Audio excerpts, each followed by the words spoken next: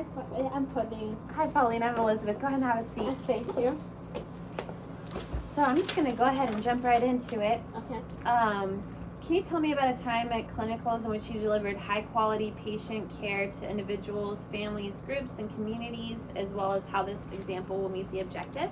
During my FTTC clinicals, I ensured that I provided high-quality care and patient-centered care that was safe, effective, efficient, and evidence-based, and was respectful to the patient and their family.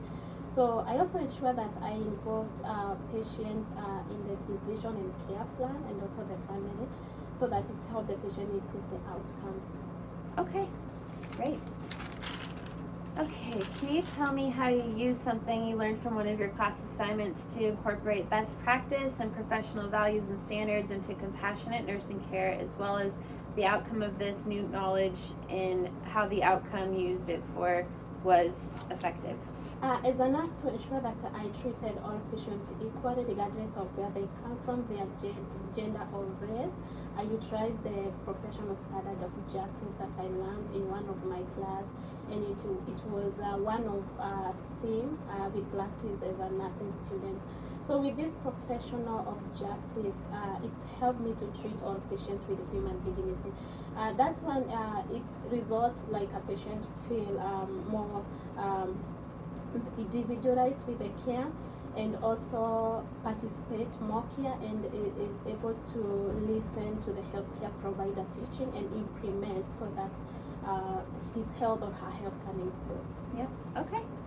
Great. Alrighty. And can you tell me an example of how you demonstrated cultural and global congruency in the healthcare environment with diverse populations and promotion of healthy lifestyles and preventative health screening at clinicals at FTCC, as well as how to incorporate this impact in what you present in patient discharge information and education?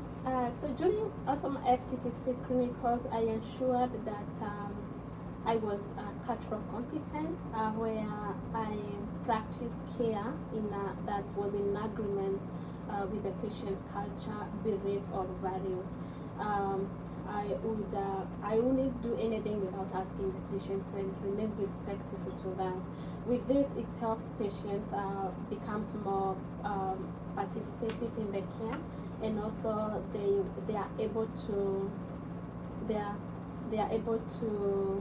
to ask questions wherever, and also they're able to follow the healthcare providers' orders, and so that they can able to improve the health. So with this respect of culture, patients see that they are treated as individual, and the healthcare is there for all, and also they respect what they believe in. Okay. Very well.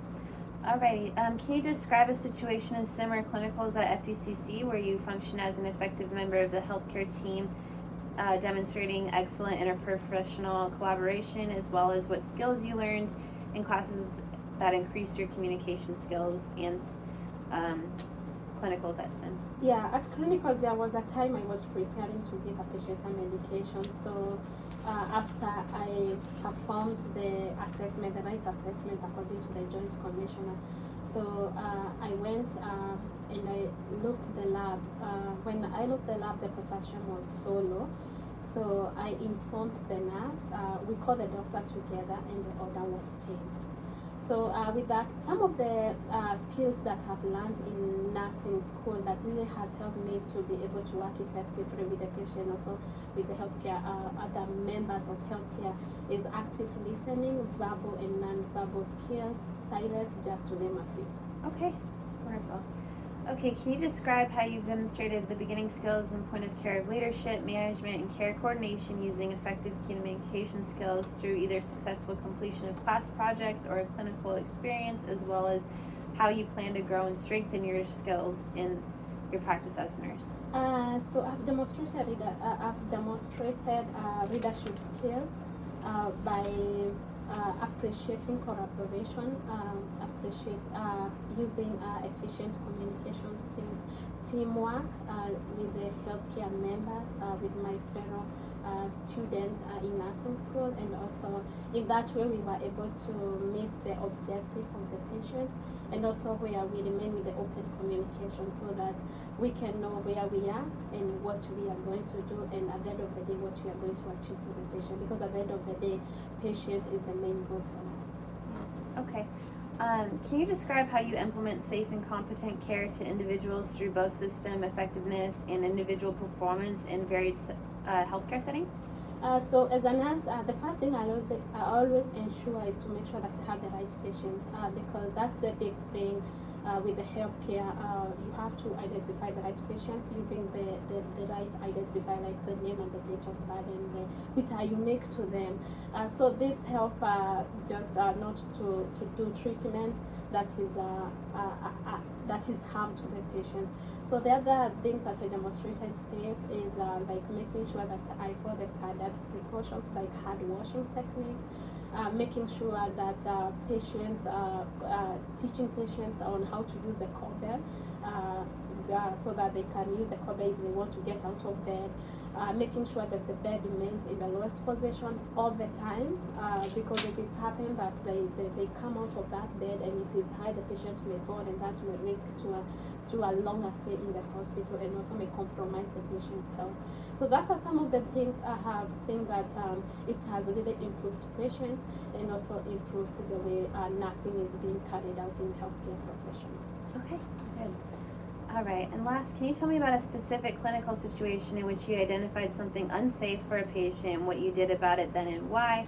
Would you change what you did then and now? If so, what and why would you do it differently? At one time, I was caring for another patient who was demented and have a different comorbidities. So this patient, I went to check for him just to make his safety, and I found him trying to come out of bed. So as a nurse, I intervened, helped him to get back to bed because there was a high risk for him to fall. So according to the patient, he was getting something from the cabinet in the room. So I educated him, assured that we are there for him. Of course, I could change now as a nurse, because the first thing I could do is to educate the patient and evaluate that the patient understands what really is happening and what's supposed to do. And then also make sure that the bed is in the lowest position at all times, and if possible and necessary, implement bed alarm so that if the patient is confused and is coming out of bed, so we can know a danger when it's just arise. Okay. All right, Pauline, that's actually all I have for you. I really enjoyed talking to you. Thank you so much. I will get back with you in the next few days with the decision, okay? Okay, all right, thank you. Thank you so much. Okay, goodbye.